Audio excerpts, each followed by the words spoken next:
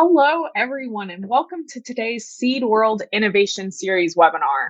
My name is Alex Martin, and I serve as the editor for Seed World, and today I'm happy to be your host. Today's theme is growth and change in Puerto Rico. I'd like to take a minute to thank the Illinois Crop Improvement Association for partnering with us on this Innovation Series webinar. And we have a good lineup of speakers for you this morning. Presenting the webinar today is Doug Miller and Lisandro Perez. Our first speaker of the day is going to be Doug Miller. Doug is a graduate from Eastern Illinois University and Kansas State University with degrees in botany and plant pathology. Doug has been with Illinois Crop for over 20 years, serving in several roles before becoming CEO in 2013. Doug has worked closely with developers and licensees and currently serves on the Seed Science Foundation and as vice president of AOSCA. And then our second speaker of the day is Lisandro Perez. Lisandro is a graduate of the University of Puerto Rico at Mayagüez and is a licensed agronomist. He has been station manager for over 20 years and has worked for ASGRO and is active in the local seed industry organization, now known as the Puerto Rico Agricultural Biotechnology Association, or PRABIA for short. During this presentation, you're likely going to have some questions for our speakers. Please type these into the chat box at any time during the webinar, and we'll be happy to address them during the Q&A session we'll hold after each speaker finishes their presentation. Also, we're going to have a few poll questions for you throughout the presentation. These will pop up on in your chat box, so that way you know where to look for them. We'd also like to let you know that today's webinar is being recorded and will be made available at seedworld.com following the proceedings. We'll also be sending out an email to all of you with the link for the webinar. Since the mid-1980s, Puerto Rico has served as a winter location for plant breeders and seed producers. Its warm climate and rich soils have helped accelerate the development of new hybrids and varieties. And today, our speakers are going to be teaching us about regulatory information for Puerto Rico, crops and production practices, as well as how the Illinois Crop Improvement Association fits into this equation. And with that, Doug, thank you so much for joining us today, and go ahead and take it away. All right, thank you. Welcome, everyone. This is Illinois Crop's first webinar with Seed World.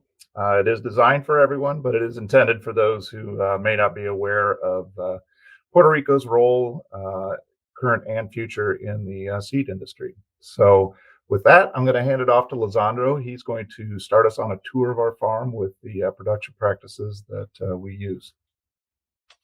So thanks, Doug. So I'm going to start with the regulatory overview. So the government of Puerto Rico is a Commonwealth of the United States since 1952.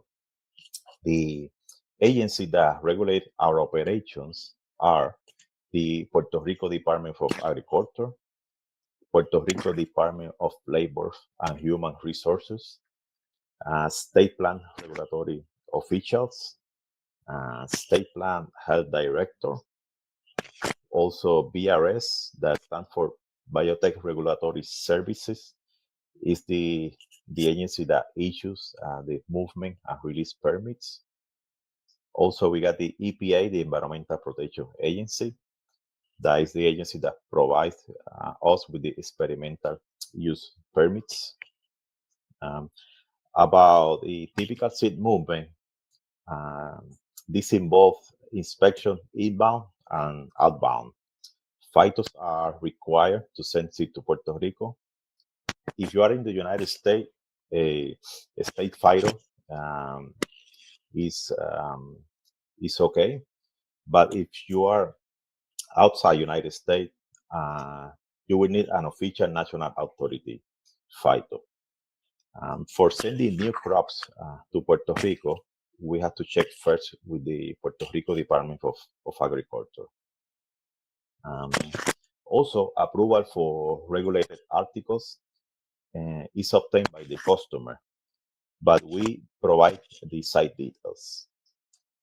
About rules and export requirement, we provide with shipping assistance, inventory, copy of the permits, commercial invoice, FIROS, or any other requested document. Recommended freight forwarded for seed are Federal Express, ProAct Logistic, and Stevens Global. Also, I just want to give you an industry overview. I'll let you know that Illinois Crop is an active Pravia member. The Pravia means is Puerto Rico Agricultural Biotechnology Industry Association. And the main purpose is to ensure our industry permanency, growth, continuity, competitiveness, and to strengthen our freedom to operate within the Commonwealth of Puerto Rico. So as a member of Pravia, we got the following allies, which are the Biotechnology Innovation Organization, known as BIO, CropLife America, we got Agricultural Reform and Action, which is a local farmers association. Also, next is Industry University Research Centers, Inc., known as INDUNIF. We got the Puerto Rico Agronomists Association, Biotech Now, the University of Puerto Rico, Mayagüez Campus, the Pontifical Catholic University of Puerto Rico in Ponce. Next, Doc will talk regarding seed certification and related services that are administered from Illinois. Illinois Crop Improvement has a long history of seed certification. We are a member of AOSCA, and that is the Association of Official Seed Certifying Agencies. So we offer seed certification services throughout the island of Puerto Rico. Those are primarily administered from Illinois. Along those lines, inspections that we also are accredited for would be national seed health inspections for phytosanitary purposes, corn, soybean, cotton, and a few other crops that are important to us at our farm and are important in Puerto Rico. We also have a nursery certification through the Department of Agriculture in Puerto Rico to help move seed more efficiently. We do have staff who support us with the stewardship and logistics, as Lisandro has already mentioned. And a little bit more about the farm is that it did start, the primary driver being seed certification with a quarter acre of corn growouts. So that was placed in Puerto Rico to help meet the post-control requirements under the OECD seed schemes and other programs. And the industry saw the value in that, being able to have growouts during the winter prior to the planting season. And then, of course, corn nurseries naturally followed. We were able to get breeders more generations per year. It offered more flexibility and time to get things in the ground relative to temperate locations. So the tropical environment of Puerto Rico allowed breeders to get more generations per year, multiple cycles in some crops. And we've grown and expanded into peanut, soybean, and other crops. So with that, I will turn it back to Lisandro for more information on Puerto Rico. Yes, we can. Thank you. Okay. So, so the next slide is about location of the farm and soils of Puerto Rico. This is a slide of the soil orders of Puerto Rico. So I just want to talk a bit about the island. On the center of the island, we got the mountainous interior. By the north side is what is called the karst region. Around the island, we got the coastal lowland, but our farm is located south coast Juana Diaz near Ponce. This is a semi-arid coastal plains, and over the course of the year, temperature typically varies goes from 67 to 90 degrees Fahrenheit. Average rainfall for the area is 25 inches per year. Soil types at the farm are sandy loam, and the entire island is under a tropical environment. So about the crops and production practices, here's a picture of our land preparation. We use raised beds and drip irrigation system. We also have suitable tillage equipment that removes much of the variability in the ground, reduce low spot, and provides a uniform start for growouts, nursery, as seed increases service. On the following, there's a diagram that this is how this is our planting setup. So, like I mentioned, we use raised beds. The top of each bed is 36 inches wide. We plant 2 rows per bed that are 20 inches apart. From center of one bed to the center of the next one are 6 feet. And we use, before bedding the field, we use a line plane to level the ground. Also, while bedding, we put a granular fertilizer banded. During the growing season, we do fertigation depending on the crops, could be 1, 2, 3. Also, we do foliar application if needed. So the farm is irrigated by groundwater through a system of valve, lay flat, and drip tape. As was shown in the raised bed diagram, the drip tape is placed between rows. On this slide, that's our pump house with our filtration system. With these production practices, we grow a wide range of crops that Doug will expand on. Okay, thank you, Lisandro. So we now grow a wide range of crops, including some that may not jump to mind immediately. I'll refrain from reading all of them to you, but we do quite a bit of corn, soybean, sorghum, sunflower, and other crops.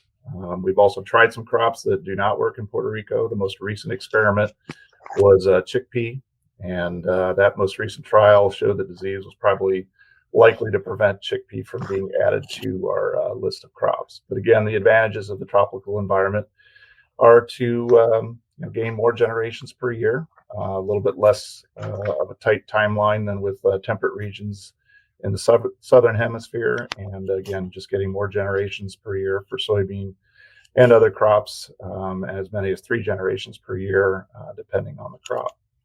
So next, we'll give you a little tour of the farm. Both breeders and grow-out readers like the space of the twin row system and what it allows you to see, especially with the taller crops such as sorghum, corn, and sunflower. It has its advantages. It does have a disadvantage in the uneven footing, but it is a nice system of operating, and both from the grow-out reading and from a breeding standpoint. In some cases, such as peanut, the material will want to spread across the bed as shown here. Wild type soybeans and other crops that like to spread do take advantage of this planting method. And while not shown, we have modified our planting system to accommodate some widely spaced single rows, primarily in sunflower. While we machine plant as many things as possible, hand planting is still a big part of our services. Plot lengths range from 3 feet, that would be hand planted, to 7, 14, and 28 feet to a continuous 1/10 of an acre plot, as well as solid increases. So roughly that converts to 1 meter rows, 2 meter, 4 meter, 8.5 meter rows that we offer as part of our routine services.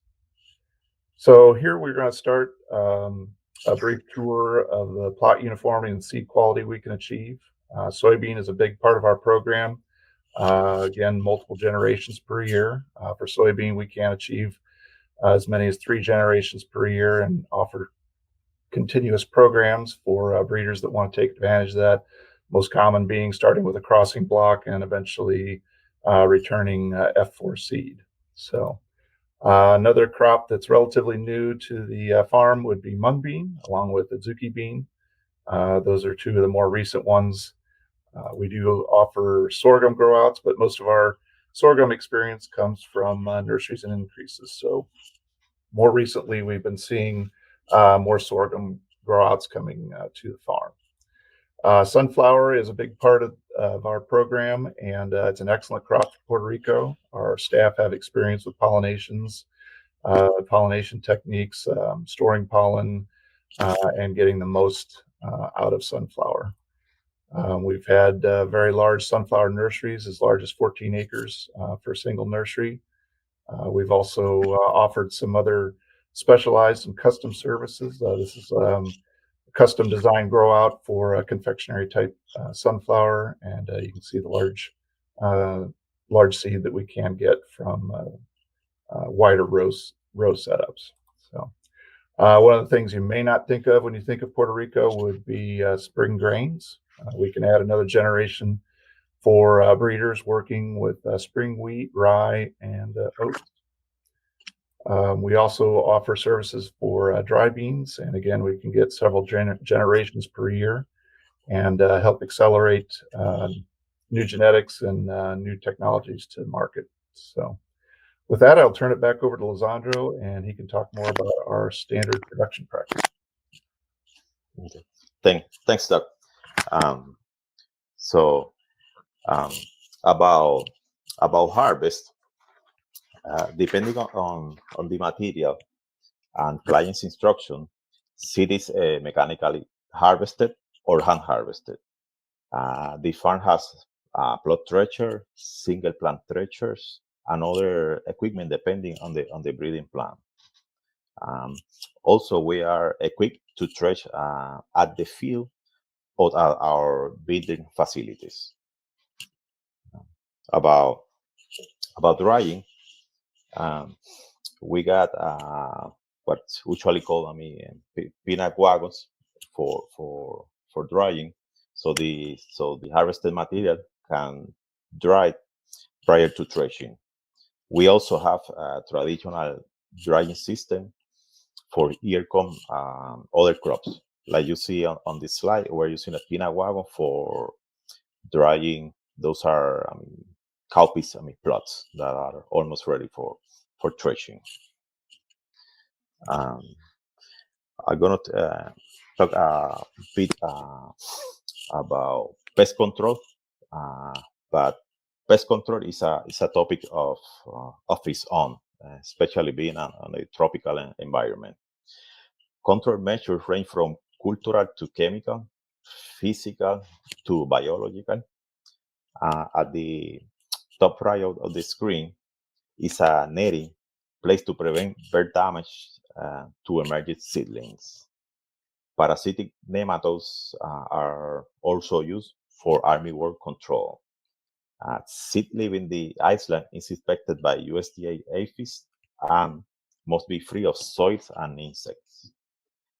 Each crop has its own procedure and internal requirement. Like an example, we got for peanuts that has to be actually washed with water to make sure we can remove all the dirt before it can be shipped to the United States. Also, there's some crops that cannot be shipped in pots, and corn and sorghum has to be fumigated before seed shipment. Also, you can see on the slide, that's one of our sprayers. So this is a tour of our farm, our basic production practices that we follow. Okay, thank you, Lisandro.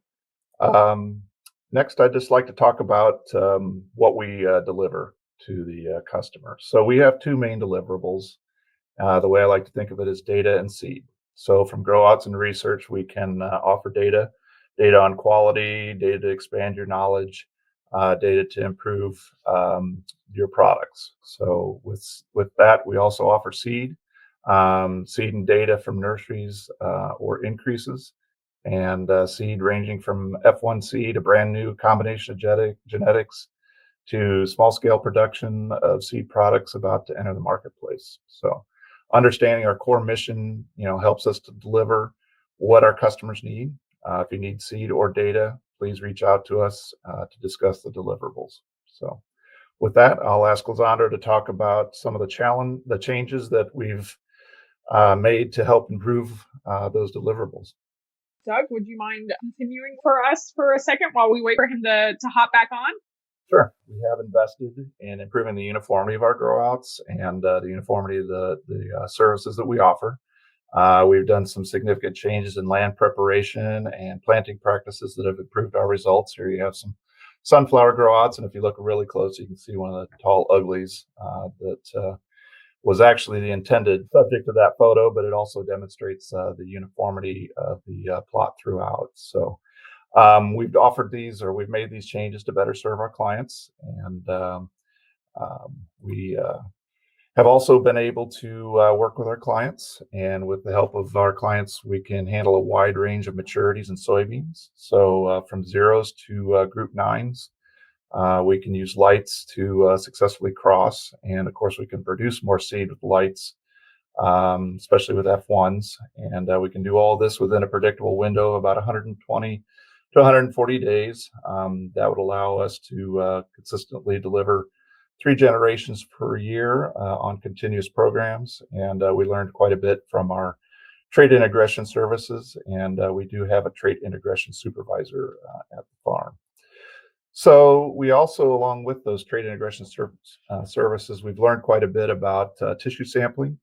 It's a routine service for us now. We offer lyophilization as well as other capabilities to better serve our clients, breeders, and even grow out customers. Occasionally, we'll have a call for tissue sampling. And we've seen a broad range of experience, or we have a broad range of experience and a lot of different methods, materials, laboratories. Here we have FTA cards that will be sent to a laboratory. We also have experience with a wide range of tools and plastics. And of course, the molecular techniques have dramatically changed the way we do business and the volume of work that we do.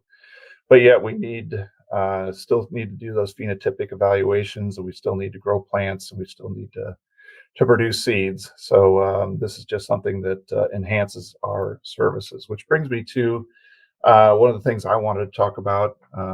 Early in my career, I was at a professional meeting and was walking up to someone, and they made the statement that we've got to get this industry off of growouts. Looking back at it, I think it was purposely said. It was a mini marketing plan. 20 years later, here we are still doing growouts. I think a seed was planted in my mind that day that it just resulted in the belief that old tests never die. They simply find their place. Alternatively, new tests never dominate. They simply find their price point. We're always interested in Illinois crop improvement in Puerto Rico and in Illinois in new ways, but the balance between statistics and technology is the challenge that we seem to continue to face when it comes to grow out versus molecular techniques. So outside of the fact that you can see what your customer will see, the number of seed tested continues to be the biggest difference between grow outs and molecular techniques. So you can ask yourself the question, how do I evaluate 10,000 plants to find out if I have talls, wild types, or other appearance issues, at a price point that fits the production budget and final price of the seed? So we need a process and a way to measure the process. They go hand in hand, phenotype and genotype. So we still need to grow plants to see what's in the bag for seed producers and to help seed developers make the leap from lab to nursery to production. And again, knowing what the farmer will see in the field from that bag of seed. So with that, just a little bit about overcoming challenges. As with any worthwhile endeavors, there is a level of risk. The challenge of all winter or counter season locations is that it's not home. It's not its home environment. We've seen maturity differences of weeks in materials, and we were thankful that the breeder was able to see that for themselves because they would not have believed it based on their experience in their home environment. There is pest pressure. There's pests that are common between the home environment and the tropical environment. There are unique pests to the tropical environment. There are susceptible materials, resistant materials, and most of what we see are unknown genetics and materials that we have not seen. Every year is a new year. Every season is a new year. And where there's no winter, we have the continuous year. But that is the advantage, that it is a continuous year, continuous growing season. We have the ability to accelerate products, get technology to market faster, but it does have its risks. As you can see, we can have good results and then some not so good results.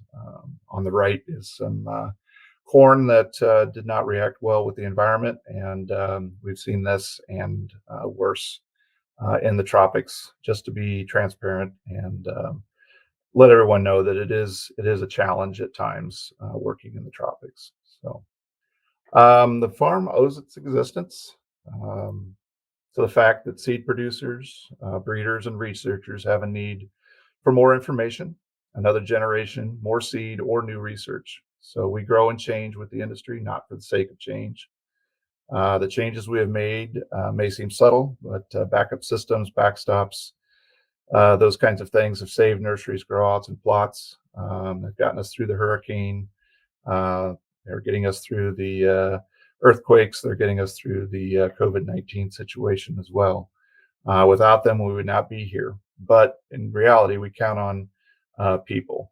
And regardless of the technology, strategy, or change in the industry, the best way to overcome challenges and implement real change is through people, their experience, their expertise.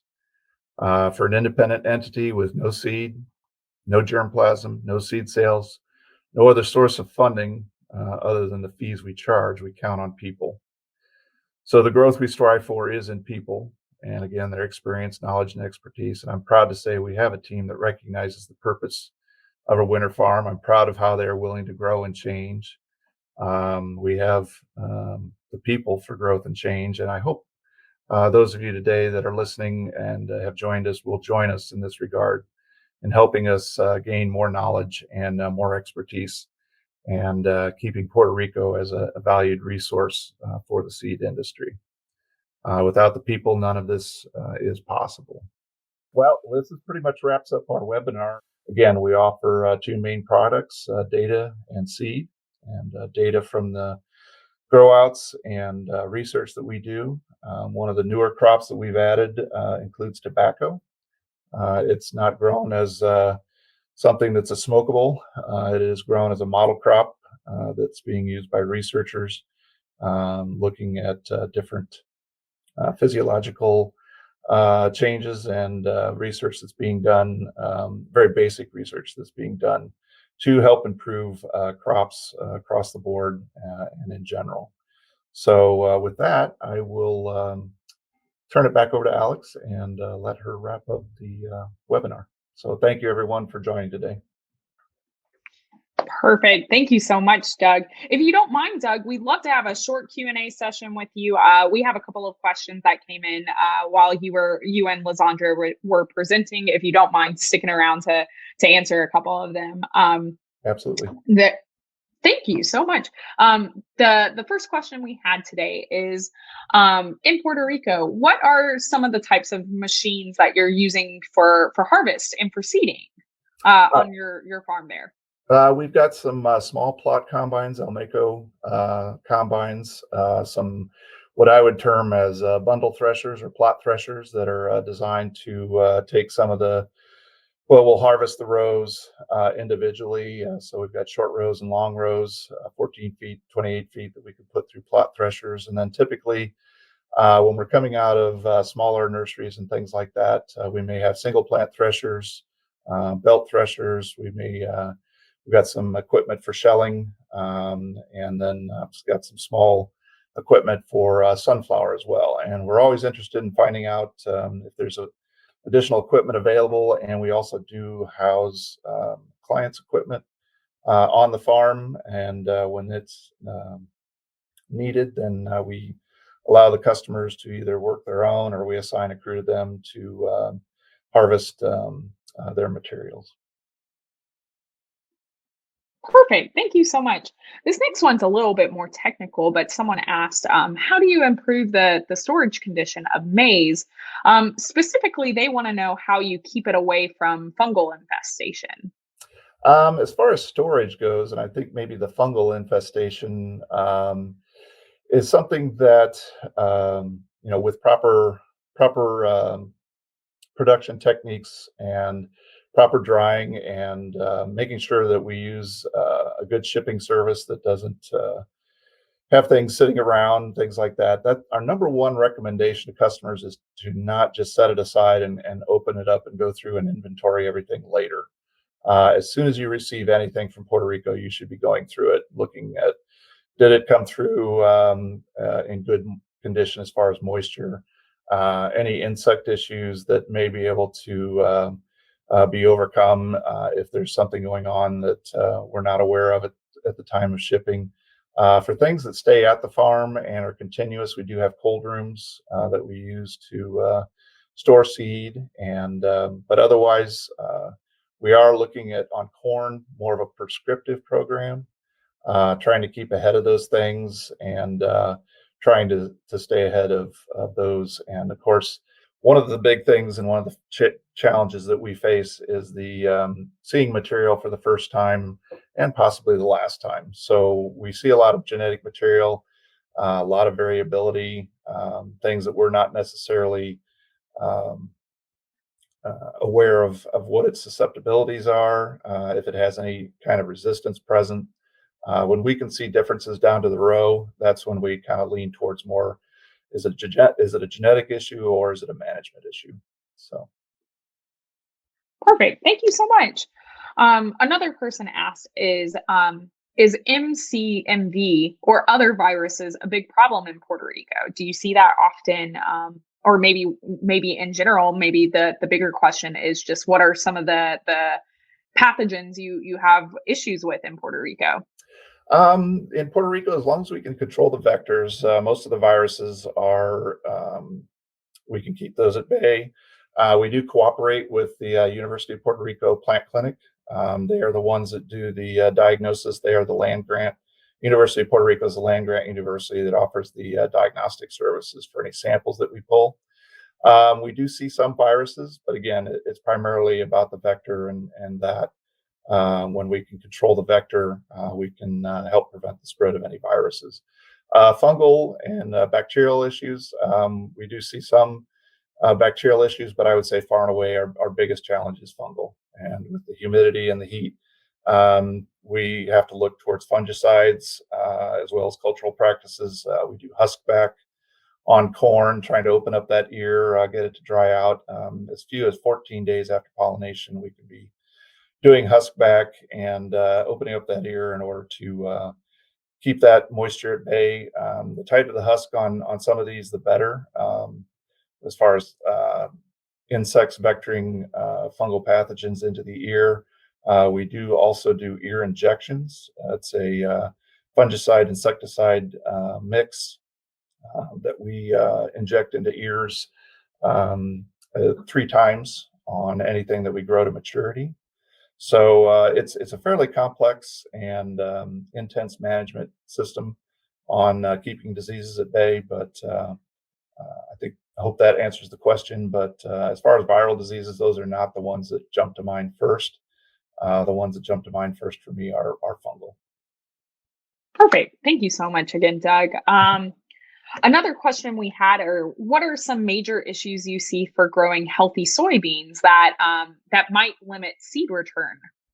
For that, the shorter the maturity, the closer they tend to flower to the ground and set less pods. So for dealing with unique materials, F1s or small amounts of seed, putting those under light will improve the yield on soybeans. So you can almost double the yield you would get when you put lights on it. And depending on the maturity, we have different lighting regimes that we use. Another one is that if the material is susceptible to Carlavirus, that is something that is vectored by the whitefly. And North American materials, relatively speaking, seem to be susceptible if it's the most susceptible variety we've ever seen that we knew the name of, fairly old variety, but anything that has to do with Maverick can be the soybean variety known as Maverick can be very susceptible to whiteflies or to carlavirus vectored by the whitefly. So our solution to that is typically to put the nursery under netting, and we have hoop houses, and we have found that we can be successful under that. But of course, it takes at least one time in Puerto Rico or prior knowledge to know that the material is susceptible to carlavirus, and that sometimes is a challenge. So again, we get back to that risk of operating in a tropical environment and balancing that risk with the multiple generations that you can get, and the speed of turnaround, and the ability to plant later into the season and still be able to get seed back in time for planting in the Midwest. Perfect. Thank you so much, Doug. So the next question I wanted to ask everyone is just, it's pretty easy. Do you have any cucurbits? And there's a second part of the question, but I'm going to wait to see if that is something you're growing on your farm currently in Puerto Rico. I'll have to turn that over to Lisandro. I'm not sure if we've ever done any cucurbits or tried any cucurbits. Actually, a few years ago, we did a trial, but it was a small trial of like a cucurbit grow out. So the answer is yes, we have done it, but just a small trial. And cucurbits can be planted at the farm. Perfect. The second part of that question, so I guess this would be specifically your knowledge from this trial, is did you experience any high CGMV or GSB or any other kind of pathogen pressure in Puerto Rico with those cucurbits? So yeah, the answer is yes, because that's a crop that farmers grow locally.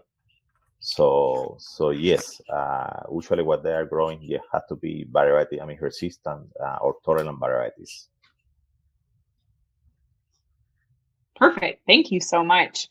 Another question we kind of received is a bit more on the regulatory side, which I don't think was covered very much in the webinar. But in Puerto Rico, they ask with regards to regulatory growing things or GMOs, is there a general population of people who protest growing these regulated material like GMOs?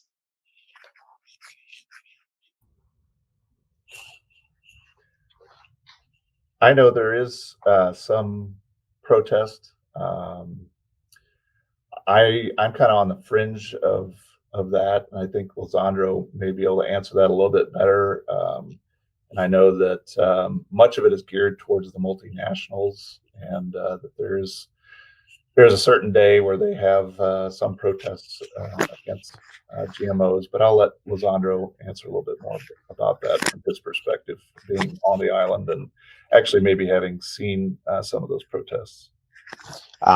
Yes, there are, but when we compare with all other countries, so far in Puerto Rico, it is a small group. Like Doug mentioned that, well, usually by May they were doing one on the protest, but this year, due to the COVID situation, they haven't done it. But it's a small group. Looks like that group is not growing. So the movement, we don't have a big movement. Against GMOs in Puerto Rico. Perfect. Thank you to both of you. Our next question is, how are the impacts of insect pollinators limited to ensure a high level of self-pollination and limiting outcrossing? Well, depending on the crop, if you look at the final slide that we have up, and I'm not sure, I think that's still up for everyone, but top center is where we're using bees for a sunflower project. So we limit the insect movement with hoop houses and netting. In other cases, if we're talking about other crops and outcrossing, primarily through insect control with some of the programs that we have and the routine spraying that goes on in Puerto Rico, we do limit the amount of the movement of pollinators in that manner for beans and other crops. But typically, we do like to use spatial isolation and temporal isolation. So we will space things out 30 days, and every 30 days we may be planting something just simply to give it time isolation.